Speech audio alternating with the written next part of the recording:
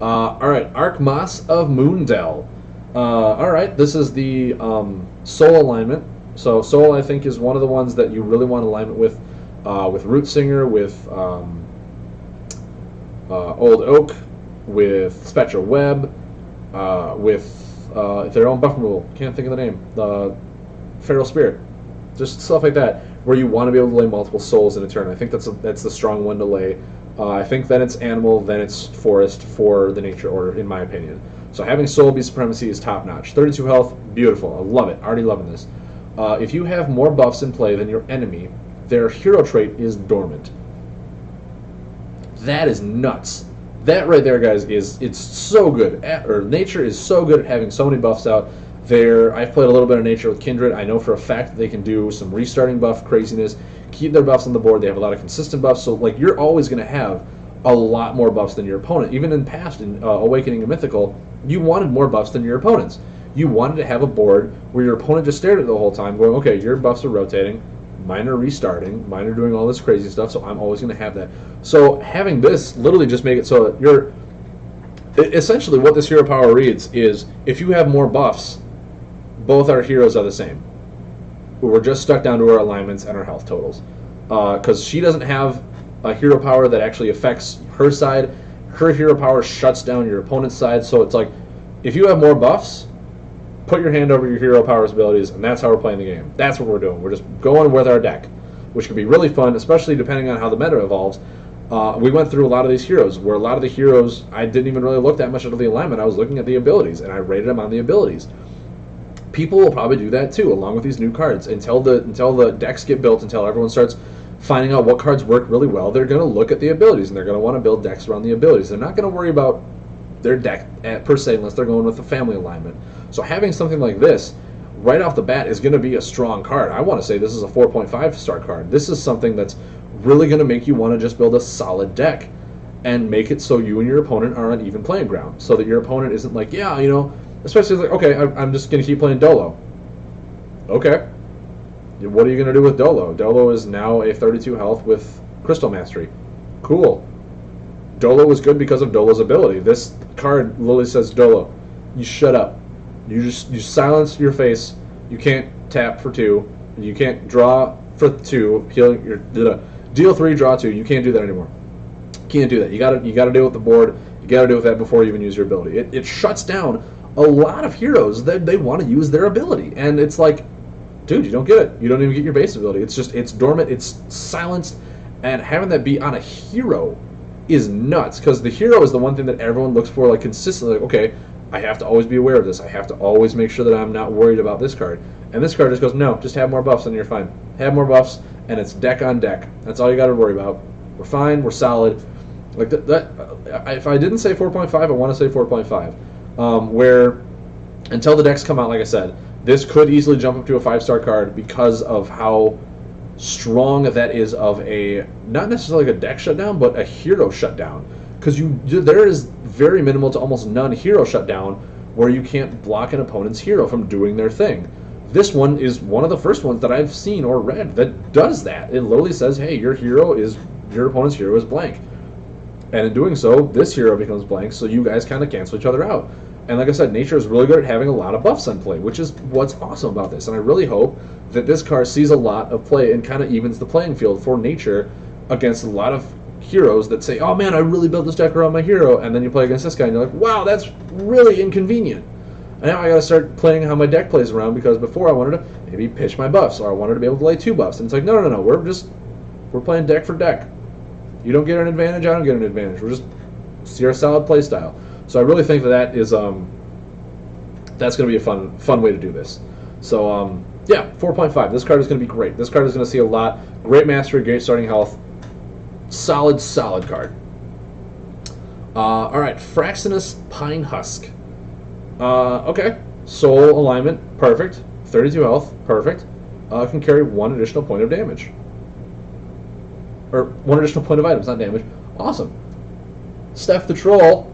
Aww. Started following me. Hey, how's it going? How's it going, Steph? So, yeah, can carry 1 additional point of items. This, like I said, it's a solid card for the heroes. I think I gave all the other ones of this 2 stars. because it's going to be something where you're going to want to test it out, have some fun, do whatever crazy shenanigans you want to do with. Awesome.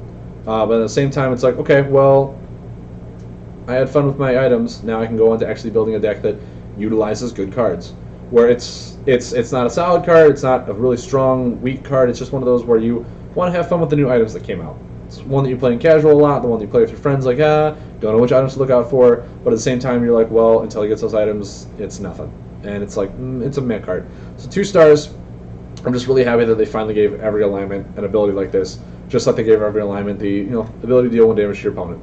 Something like that. Something really simple, really basic, to just get people into the game, which is incredible. I love it. I think it's a solid ability to have universally. Hive Bark. All right, we have an Animal Mastery. First one, so far so good. 30 health. Nice base stat line. Ability, move 5 insectoid cards from your discard pile to the bottom of your deck. This ability can only be used once per game. I think this is a really good card. I know for a fact that there are already a lot of recycle cards for nature to bring cards back to your hand, like Root Singer. There's beast cards that can turn beast. Obviously, this is for insectoids, so this is the hero that you're going to want to build a deck around to have a strong insect hero. But as far as I'm aware, I think like there's 2 other insect heroes, so we'll kind of see when we come to those which one was better. This one, I want to say, obviously, being mastery means that you want to build an insect deck. That's what it feels to me. But moving 5 cards only once makes me think that this card is going to have an impact mid-game.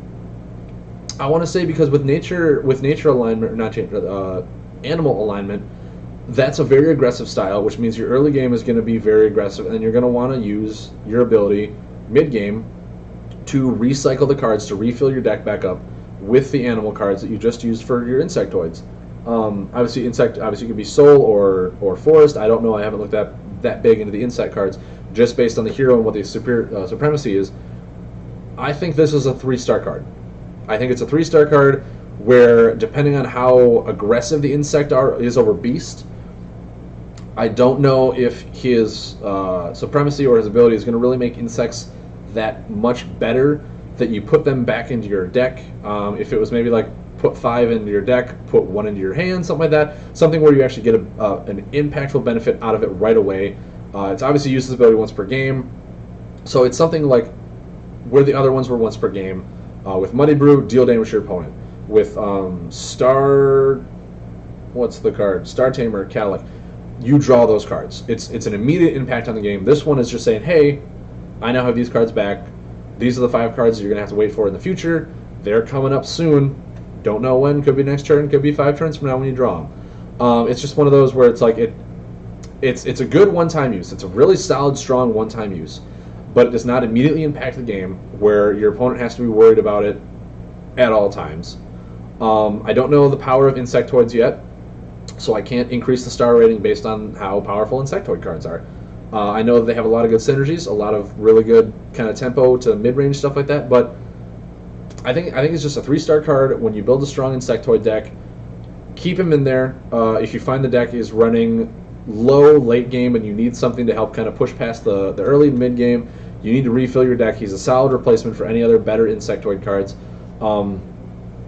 But like I said, I haven't looked too much into the other cards to tell how insectoid is even going to play. So that's why I'm giving this guy a 3-star rating. He's a very solid card. Could easily be bumped up to 4, depending on how strong insectoids become and depending on how the other heroes run with insectoids, compared to whether or not you want them back in the late game after you've reused them in the mid game to help you get that extra push to go into the late game. So that's my rating of the card. Hive King Ixa, Beast Mastery, 30 health, same as the last one. Awesome. Or not Beast, Animal Mastery. At the start of your turn, if you took 6 or more damage from a single hit since your last turn, you may move an insectoid buff from your hand into play. This one, man, you see, I don't know how to rate these cards, because like 6 is one of those numbers that is like against certain types of decks could be really beneficial. Like against tech is really good because a lot of the tech aggro runs 6 damaging cards. Against some crystal decks, they run, if they start running Prism Cannon again, could deal 8 damage in a turn. But a lot of the base damaging cards are going to rotate for 5 at max, are going to do all this stuff. But I mean, the Dragon Scorcher, like I said, back in the Mountain Astral, is a right on 6. And it has to be from a single hit, not a cumulative damage. Where I really think that, I understand why they did it, because they don't want this to be slowing down a game or stopping aggro from really pushing to give you consistent benefits. They want to give it to that point where they give Vhagar that 8 point, where I was like, why 8? Why not just 7 and have it be 7? It's because the card synergies with the neutral card, where it's like combos can't deal more than 7. So put that one out there and make your combos deal 7. Put it right at the 7 point, where like using one or the other is what makes the cards good. You don't want cards that powerful to be like overwhelming. So I understand why they put 6. I just don't think. I think. You see, it's like you can put an insect target buff from your hand into play, so it's like, okay, you get a free action, but you have to use that action against a hero that is going to deal 6 damage in a hit. So it's very situational. It could come down to a deck where they only deal like 2, 2, 1, 2, 4, 5, 2, stuff like that, like really small micro damage in consistent ways, where you're never going to use your hero ability. You're never going to use it. You're never going to get benefit from it. He's just an animal mastery with 30 health, which makes him even worse than the one that I rated before. However, if you face someone that is consistently dealing 6, 6, 7, 8, just all this really big damage, and you are not preventing it, which for some reason I don't know why you wouldn't, like, you need to be preventing big hits like that so you take minuscule damage. Is Hive King the one that comes in the starter, or is it Hive Queen? I want to say Hive Queen's the starter one. So this one, I understand why it's this way.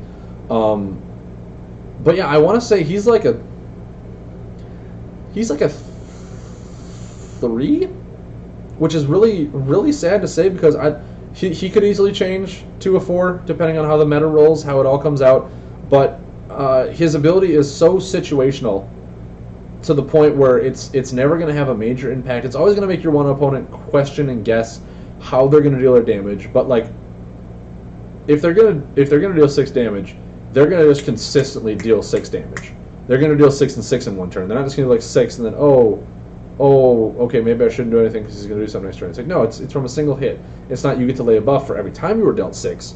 It's just if you were dealt 6 in a single hit, you get to lay an additional card. So they're always going to be 6, 6, or 8, 7, just really hammering you with heavy, high-hitting cards, where you're either going to get a benefit from it while in the previous turn taking like 12 to 16 damage, or you're never going to get a benefit from it because you're trying to prevent this damage, and they're only going to deal a max of 5, or they're going to always try and make sure their damage isn't going to deal more than 5.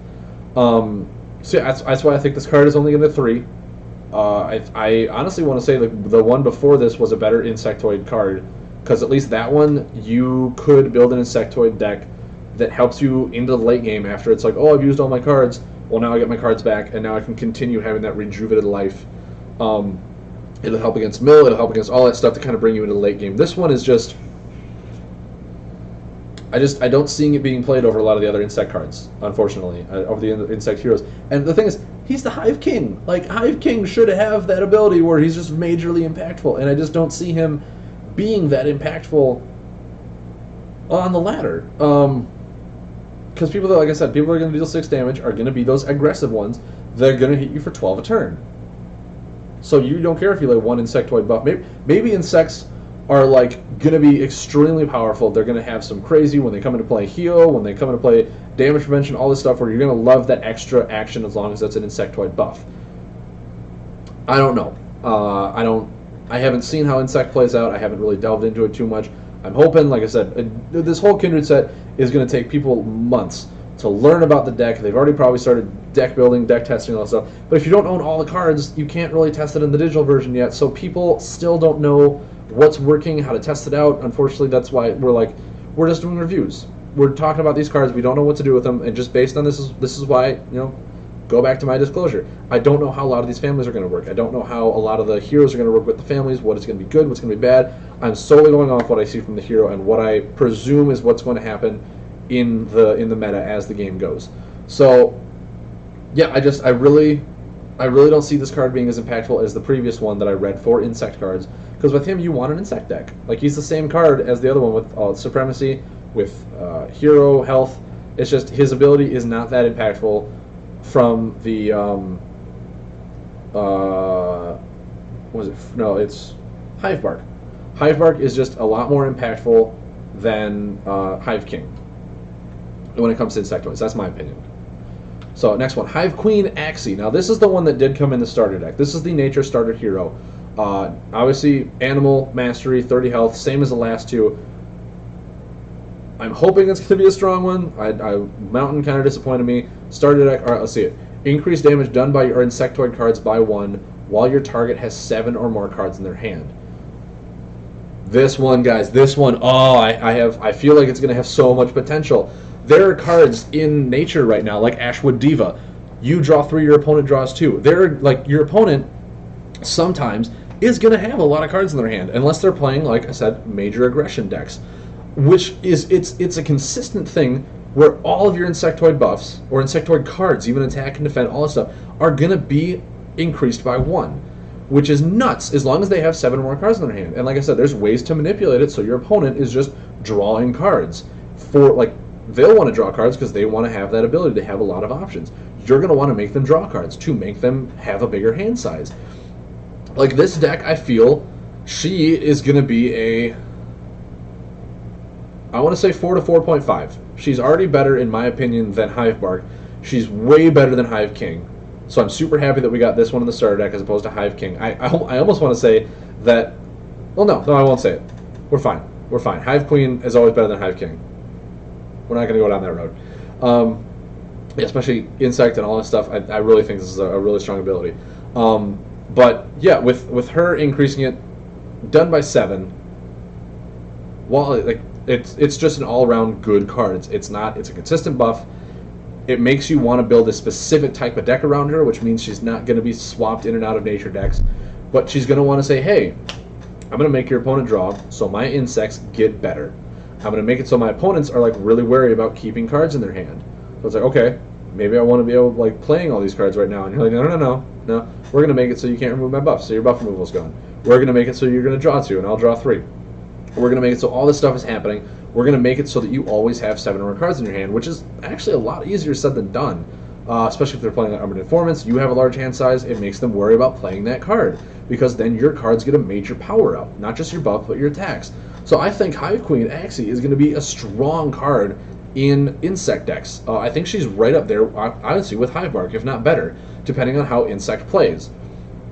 Insect, from what I'm understanding and what I'm just kind of mentalizing about how Insects, the whole family as a whole, it feels to me just from the name, wants to be a very tempo, very consistent poke damage, very like play out the game as we go, a very annoying deck.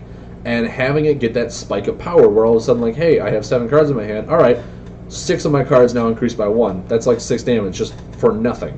And anything that does something for nothing is amazing. So I want to give her a 4.5 star rating, 30 health, solid stat line, Beast Mastery, or not Animal Mastery. I'm gonna say Beast, and Beast is now a family. It's gonna bug me, and I'm really sorry about that.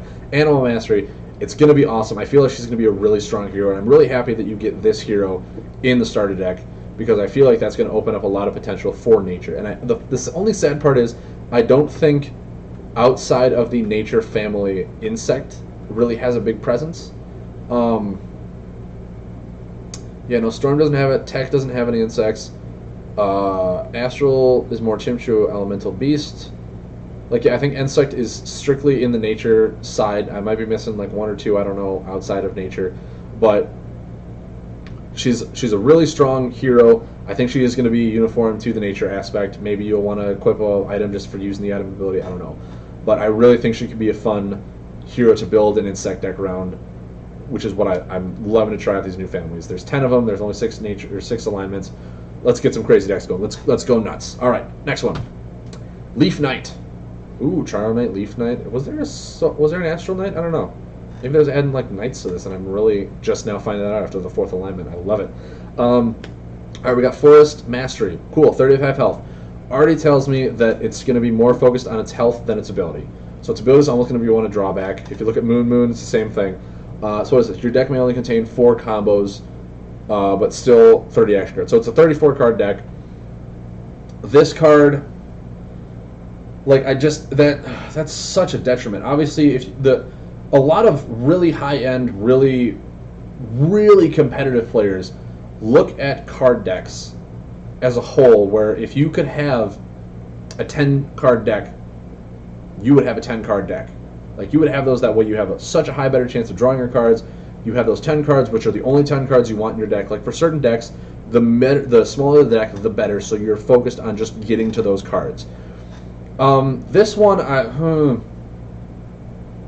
I mean, it's not a bad ability, because if you think about it, a lot of people will play a deck knowing what their 5 combos are and think to themselves, can I lay this card knowing that I need to keep it around for payment for a combo? Also, your combos, obviously you can pay for your other combos, but it's like, in this one, if you only have 4, and you put those 4 combos in, and they're not really high-costing ones, you're not restricted to the thought process of, do I want to keep these cards back so that I can pay for my combos, as opposed to, I can lay these whenever I want because my combos are only in there for, like, the push damage. My deck, my 30-card action cards should be the cards I'm focused on right now. And I think, man, it's still like, but your combos are so good. Combos pay for other combos. And that's what is really strong about this whole play style, when the whole combo, the whole aspect of it. So, like, having that be a main theme around this entire game is combo cards, and then saying, yeah, you only get 4 of them instead of 5, makes me want to put this card down into the 2.5 range. It's 35 health, doesn't really impress me that much. You know, there's a lot of healing in these games lately. A lot of times, starting at higher health does not mean that you're going to end at a higher health. It just means that you need to maybe not add as much healing into the deck, and you can have more aggression. But then again, you look at his supremacy, and he's nature. And nature screams to me defense and heals. So, like, starting at high health with a mastery that's very defensive makes me think that maybe it's not that good. Maybe if he was like soul or animal and he started with a high health, makes me be, okay, I can be a little more aggressive since I have a starting health that's a bit higher than others. But yeah, I mean, he's not going to see a whole lot of play, I honestly want to say. Unless he's one of those that you can swap out heroes, obviously. His ability doesn't make him feel that good in a specific deck. He can be swapped around for his supremacy. But it's like, okay, how do I really want to play a deck? Obviously, it's smaller, so maybe with nature or other cards, you only want a limited card pool down. So, also to me, I mean, maybe it makes it easier to splash in other colors. So you're not worried about those other cards being paid for your combos. You're more focused on just the 30-card action cards, and your combos are more set to the side. You're not too worried about them. So maybe that's what the deck is for, or this hero is for, splicing other colors in and not worrying too much about the combo cards being dead cards. One less combo card means you can draw one more action card. So maybe he's a tricolor hero that we're just not experimenting with. Maybe that's how I should be looking at this card. But right now, until we know more about how the game is going to settle, how everyone's going to play, I'm going to put him below average and say he's 2.5, maybe even a 2. The reason I say 2.5 is because, like I said, I just gave an example. He could be something that you want to play 3 colors with and not focus too much around combos. He could be something that, in nature, you don't really focus about families, unless, like I said, he's more of a, which is sad to say, he's more of a beast, and you can splice in Storm and Astral and get all 3 of those beast alignments in there, have your 4 combos, 3 of them be multiple, the dual color combos, just kind of go from there. Or all 4 of them can be dual color, actually, since you have 3. Yeah, you can have, I think it's 4 or 5, and you can just toss between them. So maybe that's what he is. Maybe that's the type of deck that people are going to build around him. I don't know. I'll definitely try it, because I'm definitely going to be one of those people that tries out every hero, tries out every deck. I'm never going to play the same deck twice unless it's like, okay, need to go for platinum, need to be top ladder, need to do all this stuff. I'm going to have fun. I'm going to try and build a new deck every week. I'm going to maybe 1 or 2, and I'll try out every hero. I'll let you guys know how I go, and we'll experiment with these together as a group, as a Light Seekers family. We'll have some fun. What do you say? But I mean, that's my take on this guy.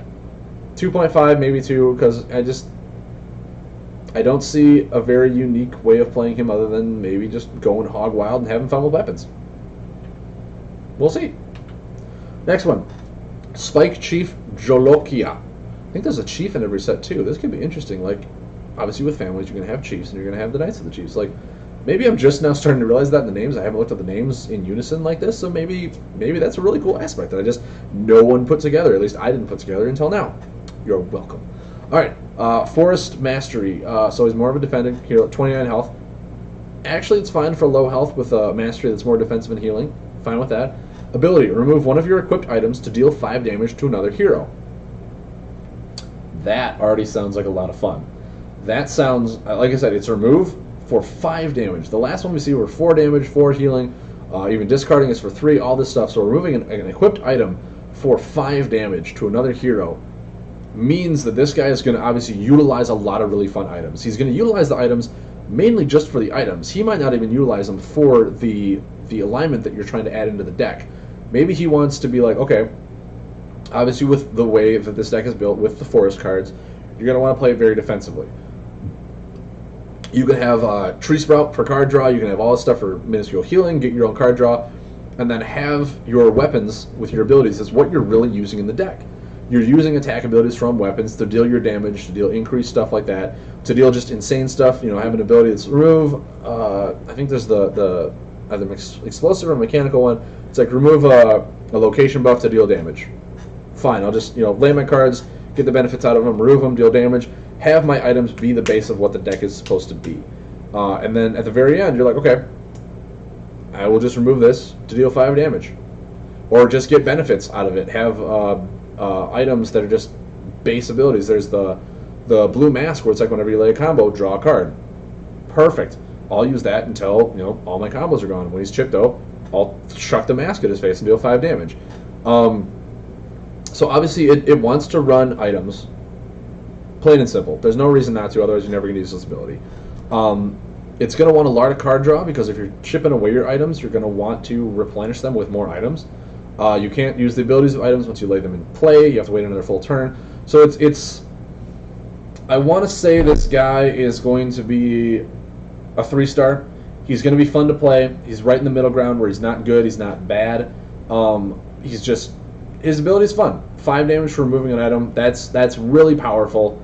But it also requires you to have a lot of items in your deck. If you only have 2, you can only use this ability twice. So think about it, your ability is 10 damage in a game. You have to use it wisely. Unless you have ways to return items, you have ways to put items back in your deck, stuff like that, or you run more than 2 items. It all depends on the deck style. And to me, until I know what decks work, he's mid-ground. He's not something that screams overpowered. He's not something that screams, I immediately know what type of decks in the past have run this kind of stuff, that he's going to just replace that hero, be a better hero for them. He's right in the middle as a 3-star card, where he might even be down to like a 2.5, just because his hero ability is so situational that most people might just run it in a nature deck with a few items just to pitch him for 5, 10, or 15 damage. You don't know. It all depends on what people are running, what items are going to be really fun and beneficial for decks like this. And I love that the unknown aspect of these games. They're just it brings so much creativity to it, and that's what I love. Obviously, like I said, with this hero, you're going to want to build a deck around him, not the way around where you build a deck and put him in there, because you're going to want, with his low health and with his mastery, you're going to want to use his ability for his ability. So you're going to want to build a deck with items for him to utilize it. Otherwise, there's so many better other heroes to use. Plain and simple. I mean,